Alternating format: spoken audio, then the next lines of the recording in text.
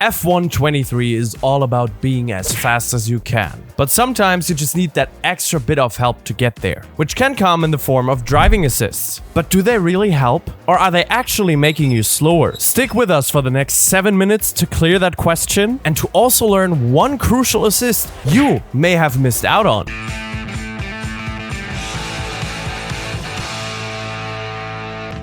And with that, welcome back to Overtake. Driving assists are a hotly debated topic. And while gatekeeping is certainly an issue in this regard, the main point of contention revolves around the use case of assists. So let's go through them one by one and figure out how useful they are. Starting off with the most obvious ones. The steering and braking assists are barely worth mentioning. They essentially are preparing you to drive on autopilot, as they take over important parts of driving. If you ever wanted to feel how it is to drive on rails, then this is the assist for you. But also know that this one definitely makes you slower by a large margin. It should only be enabled if you can barely keep it on the tarmac. Even on low, there is a feelable difference which interferes in the way you take corners. So a big no here. Oh, hell no. Next in line, there is a very prominent line. The racing line assist is showing you a seemingly optimal way to position your car on the track, giving you very broad ideas on when to brake and accelerate as well. Perfect addition to one's racing, right? Wrong. Well, sort of. Sometimes.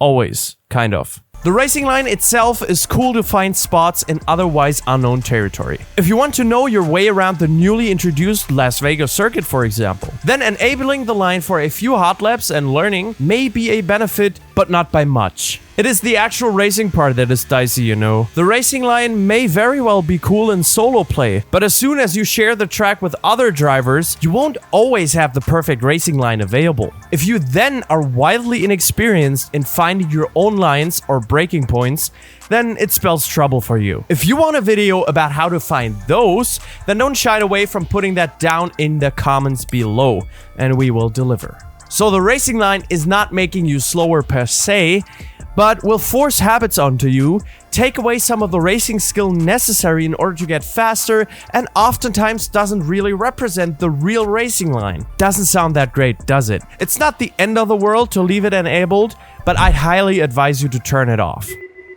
Next up is the gearbox. Setting this to automatic is an assist apparently, so we will speak about that.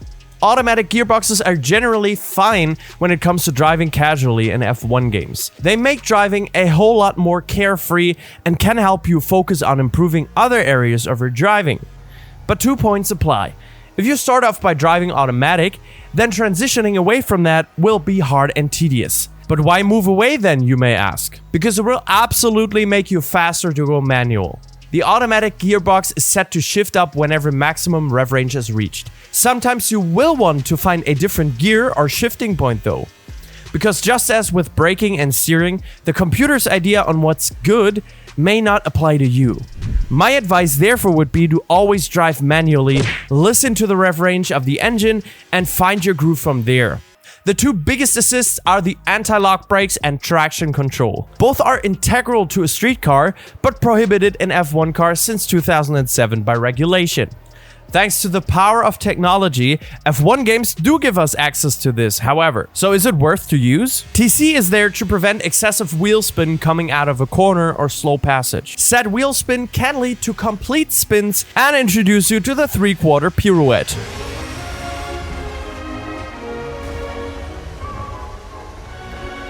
Traction control inhibits this by assisting with the acceleration, or rather taking away some in favor of stability. Not spinning is generally hard for any newcomer, and therefore can present a real source of frustration. It is not like with the steering or braking assists, where the assisted action is easily adapted and executed by everyone with two hands. Keeping traction, especially on gamepad, is challenging for everyone. So at least going with a medium setting here is understandable. However, will it make you slower?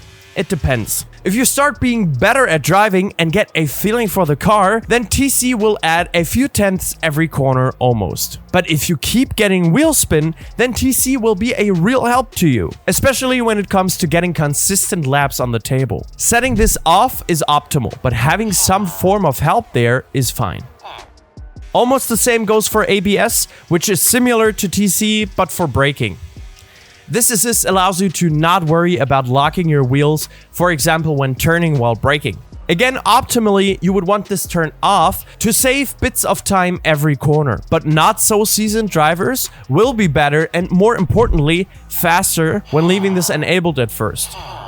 Some of the actually useful assists that can always be turned on are the pit assist and the pit release assist. It takes away some of the immersion, of course, but the most optimal way to handle is exactly with these two enabled.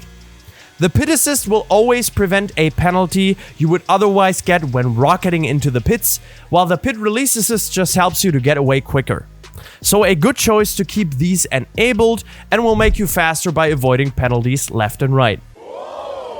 The ERS assist is just an automated use of the stored battery energy. If this was done properly, this would be pretty cool. Unfortunately, if you use this assist, you will be slower than just consuming energy whenever you think it is right. This is mainly because the assist will just always empty the tank pretty quickly and not have enough left when you need it later on. Plus, sometimes you just want to push for a few laps and not always have the same amount of ERS applied at any point. Enable the ERS manually, always way better. Perfect. What is a no-brainer in my experience and something a lot of people probably disable unconsciously is the DRS assist. This basically enables DRS whenever it is available. Unlike ERS, the open wing of DRS is always desired whenever possible, and not a resource you use up. And even though it is not hard to just press a button to use it yourself, if you forget it, you may just lose a second or two for that lap. So by enabling this assist, you just assure that you get what you need and are not on front page of Idiot Monthly when you forget it. Perfect. Generally, I want to say this.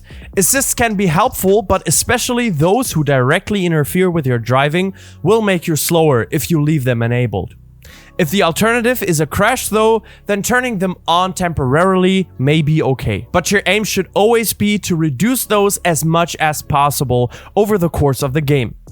If you want to reduce the number of mistakes you make when setting up your controller, a quick click on our most recent short tutorial may be working wonders for you here. Thank you all very much for watching, and until next time, cheerio.